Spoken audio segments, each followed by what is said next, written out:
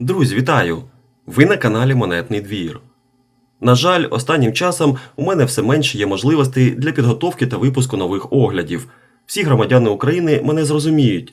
Наша країна та її мешканці зараз переживають найтяжчі часи за останні декілька років. У нас немає світла, тепла в домівках, нестабільний зв'язок, але я впевнений, що ми переживемо всі лиха, які перепали на наші плечі. Щиро бажаю сил та витримки кожному мешканцю України. Тож, враховуючи всі обставини, в найближчий час я не зможу підтримувати ту саму стабільність з публікацією нових випусків, але буду намагатись випускати хоча б один огляд на тиждень.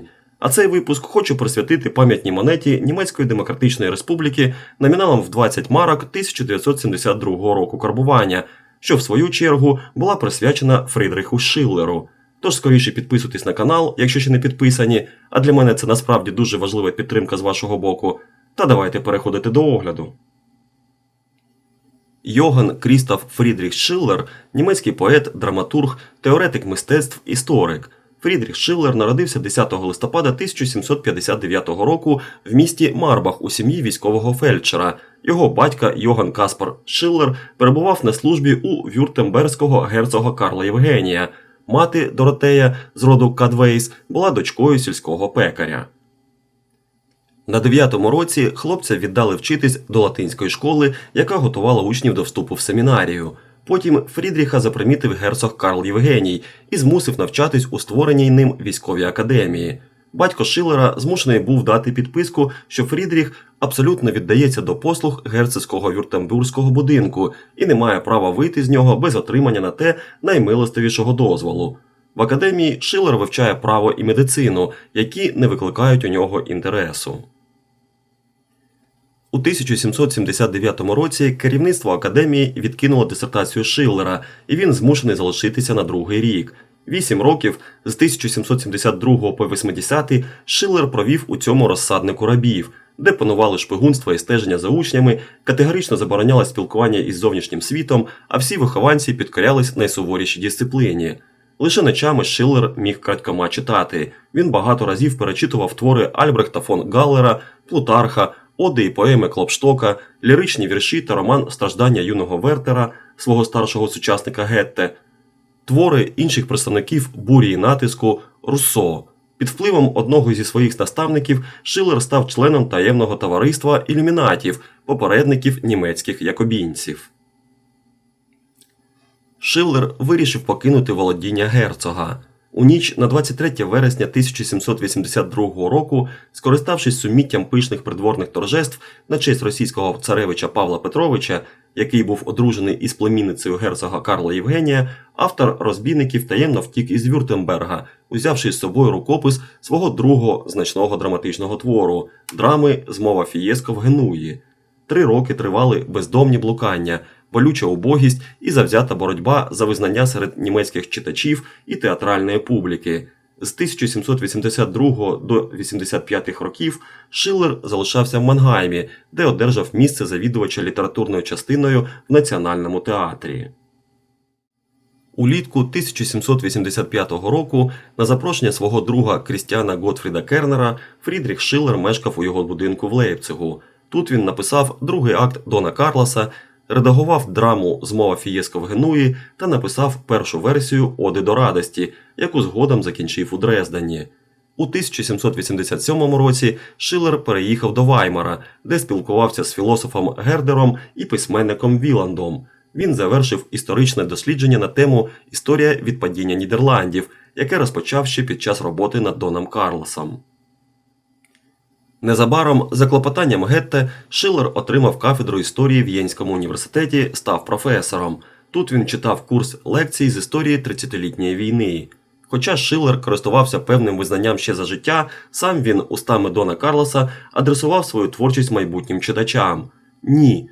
Для моїх високих ідеалів сторіччя поки не дозріло, я громадянин тих сторіч, що прийдуть». На аверсі монети по центру розміщено герб Німецької Демократичної Республіки у вигляді поєднання зображення молота та циркуля в обрамленні вінка з колосся.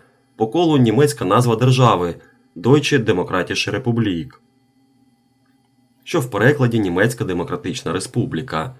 Під зображенням герба розміщено номінал монети 20, та назва валюти марк і рік карбування 1972.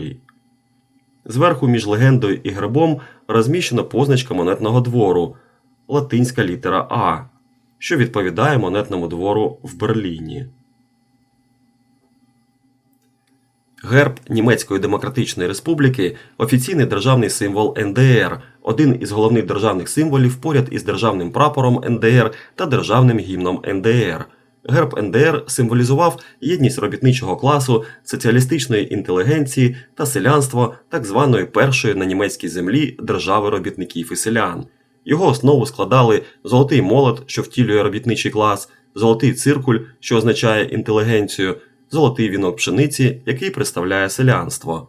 Накладені один на одного молот і циркуль були центральною фігурою герба, розміщеною на червоному полі. Золотий пшеничний вінок обрамляв це червоне поле і був обвитий стрічками національних кольорів відродженої Німеччини – чорно-червоно-золотими.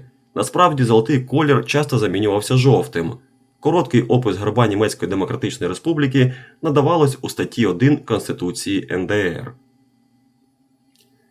На реверсі монети по центру розміщено зображення Йогана Крістофа Фрідріха Шиллера, німецького поета, драматурга, теоретика мистецтв, історика.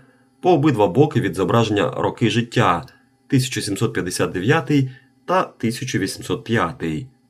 Під зображенням ім'я поета німецькою Фрідріх фон Шиллер. Монета виконана зі сплаву міді, цинку та нікелю, вага 15 грамів, діаметр 33 мм та товщина 2,6 мм. На гурті монети напис німецькою 4 рази номінал монети 20 марок, що відокремлені між собою зіркою. Тираж монет, викарбованих на монетному дворі в Берліні, складав 3 мільйони 654 тисячі 903 екземпляри. Останні роки життя Шиллера пройшли під знаком страждань від хвороб. Помер від туберкульозу 9 травня 1805 року. Шиллера поховано в ніч з 11 на 12 травня того ж року на веймарському кладовищі Якобсфрідгоф у склепі Касенгевольбе, спеціально відведеному для дворян і шанованих жителів Веймара, які не мали власних фамільних склепів. У 1826 році останки Шиллера вирішили переховати, але вже не змогли точно ідентифікувати. Вибраний довільний прах було перевезено до бібліотеки герцогині Анни Амалії, а череп деякий час перебував у будинку Гьотте. Діліться в коментарях до огляду, чи знайомі ви з творчістю Шиллера та чи маєте цю монету у себе в колекції. Обов'язково ставте вподобайку під оглядом, якщо було цікаво, та не забувайте підписуватись на канал. До нових зустрічей!